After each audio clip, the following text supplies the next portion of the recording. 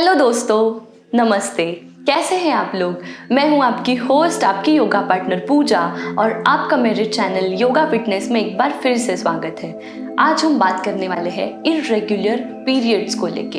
Irregular periods मतलब जो अनियमित साइकिल होता है हमारा, जो मंथली साइकिल होता है, उसमें बदलाव आता है कभी कभी हमारे हार्मोनल चेंजेस की वजह से या फिर स्ट्रेस की वजह से। और इसके कई सारे वजह हो सकते हैं, जैसे कि अगर हम कभी बर्थ कंट्रोल पिल्स या फिर कोई भी अन्य दवाई ले रहे हैं तो भी ये प्रॉब्लम हो सकता है। आज के वीडियो में हम करेंगे योगाभ्यास हमारे अनियमित पीरियड साइकिल को नियमित बनाने के लिए। ये एक स्लो प्रोसेस है, लेकिन अगर हम रेगुलर बेसिस पे, डेली बेसिस पे अगर योगाभ्यास करना शुरुआत करें तो हमारा जो अनियमित पीरियड्स का साइकिल है वो एकदम से रेगुलर हो जाएगा और नियमित हो जाएगा। आगे जाने से पहले जल्दी से आपको एक छोटा सा काम करना है, वो है मेरे चैनल को सब्सक्राइब करना और इस वीडियो को पूरा देखिए ताकि आप इसका लाभ उठा सके। चलिए दोस्तों, शुरुआत करते हैं हमारे आज के वीडियो को, जो है इर्रेगुलर पीरियड्स के लिए। हम शुरू करेंगे कपालभाति योगाभ्यास से। कपालभाति ये एक प्राणायाम है। कपालभाति हमने पहले भी वीडियोस में, बहुत सारे वीडियोस में देखा हुआ है, लेकिन अभी जो हम स्टार्ट करेंगे इस वीडियो को कपालभाति से, मैं आपको फिर से एक बार बताऊंगी कि कपालभाति को कैसे किया जाता है। Kapalbhati is all about forceful exhalation. Inhalation जो होगा हमारा वो बहुत ही माइन्यूट और शॉर्ट टाइम के लिए होगा, और एक्सहेलेशन जो है वो फोर्सफुल और जोर लगा के हमें सांस को बाहर छोड़ना है। सबसे पहले कपालभाति करने के लिए हम किसी भी रिलैक्सिंग पोजीशन, सिटिंग पोजीशन में बैठ जाएंगे। अपने शोल्डर्स को रोल बैक करके चेस्ट को ओपन करेंगे, रीढ़ की हड्डी को सीधा रखेंगे। आप चाहे तो इस तरह से अपने हाथ की मुद्रा बना सकते हैं, वायु मुद्रा या फिर ज्ञान मुद्रा भी आप कह सकते हैं इसे। और आंखों को बंद रख के हम ऐसे बैठेंगे। पहले मन को और शरीर को शांत करेंगे, काम करेंगे। यहाँ पे आप आंखें खुली रख के भी कर सकते हैं, आपकी मर्जी। आप आंखें बंद रख के भी ये कर सकते हैं। शुरू करते हैं कपालभाति प्राणायाम।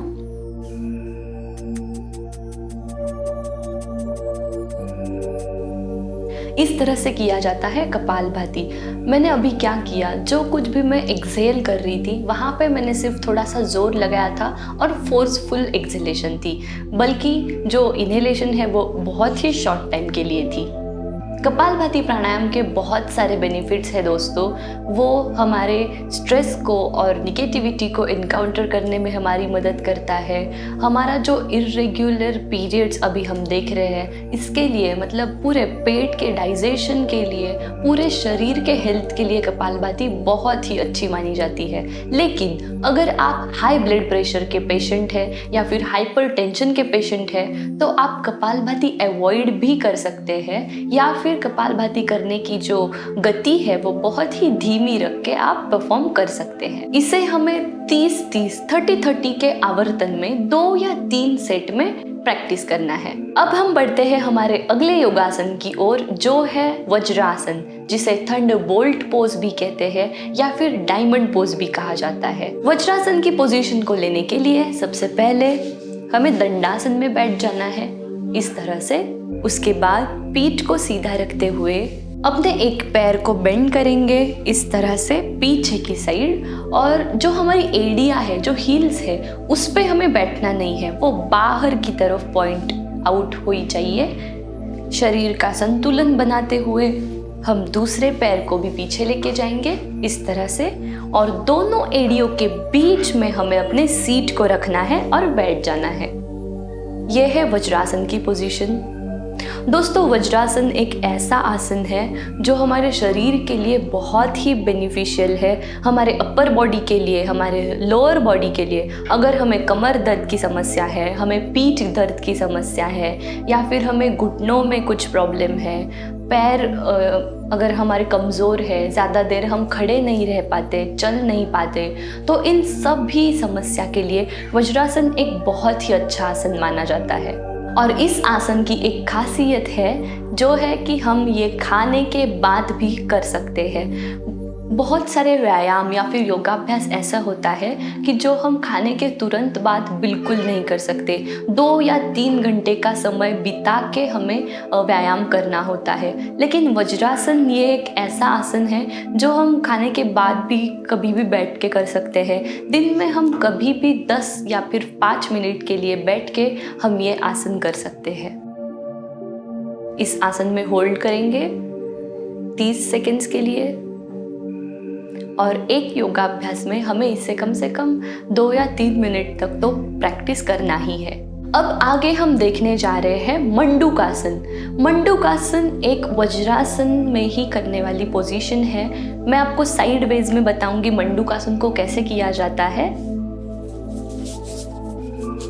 ऐसे ही वज्रासन में बैठ जाएंगे। मंडूकासन को करने के लिए हम अपने हाथों की इस तरह से फीस्ट बनाएंगे, मुट्ठी बनाएंगे और जो बेली बटन है हमारा वहाँ पे इर्द गिर्द इसे हमें इसके आसपास हमारे बेली बटन, हमारे नाभि के आसपास अपने मुट्ठी को इस तरह से प्लेस करेंगे और पेट को थोड़ा सा अंदर दबा के रखना है। इनहेल और एक्सहेल करते हुए अपने पेल्विक एरिया से हमें धीरे धीरे नीचे की तरफ झुकना है, इस तरह से। यह है हमारी कंप्लीट पोजीशन मंडूकासन के लिए। यहाँ पे 30 सेकेंड्स होल्ड करने के बाद इनहेल करते हुए धीरे धीरे ऊपर आएंगे और हाथों की पोजीशन ड्रॉप करके वज्रासन में बैठ जाएंगे।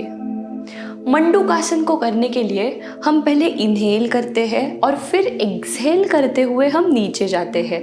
तो नीचे जाके हमें वहाँ पे सांस को रोक के रखना है और जब हम चाहेंगे कि नहीं अभी हमें इनहेल करना है, अब हम कंट्रोल नहीं कर सकते अपने सांस को, तभी हमें ऊपर उठ के आना है।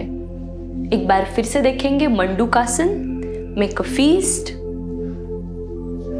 Inhale, keep your back straight, exhale, down, inhale and come up, slowly drop the position। ये हो गया हमारा मंडूकासन। अब हम हमारा अगला और आखिरी आसन देखने जा रहे हैं इस वीडियो का इर्रेगुलर पीरियड्स के लिए, वो है योग मुद्रा। योग मुद्रा में क्या होता है, हम लोटस पोज में यानी कि पद्मासन में बैठ जाते हैं और अभी जैसे मंडूकासन किया वैसा ही वो सिमिलर आसन है योग मुद्रा। चलो हम देखते ही हैं इसे कैसे किया जाता है। सबसे पहले बैठ जाएंगे पद्मासन में इस तरह से क्रॉस लेगेड पोजीशन में और पद्मासन के बाद हमें अपने हाथों को इस तरह से एक के ऊपर एक रख के ऐसे बेली बटन के ऊपर हमें यहाँ पे रख देना है अपने हाथ को और धीरे धीरे इनहेल करके एक्सहेल करते हुए हमें नीचे झुकना है अपने पेल्विक एरिया से। जहाँ तक आपको पॉसिबल लग रहा है, जहाँ तक आप नीचे बेंड कर सकते हैं, वहाँ तक हमें थोड़ा पुश करना है अपने आप को नीचे जाने में।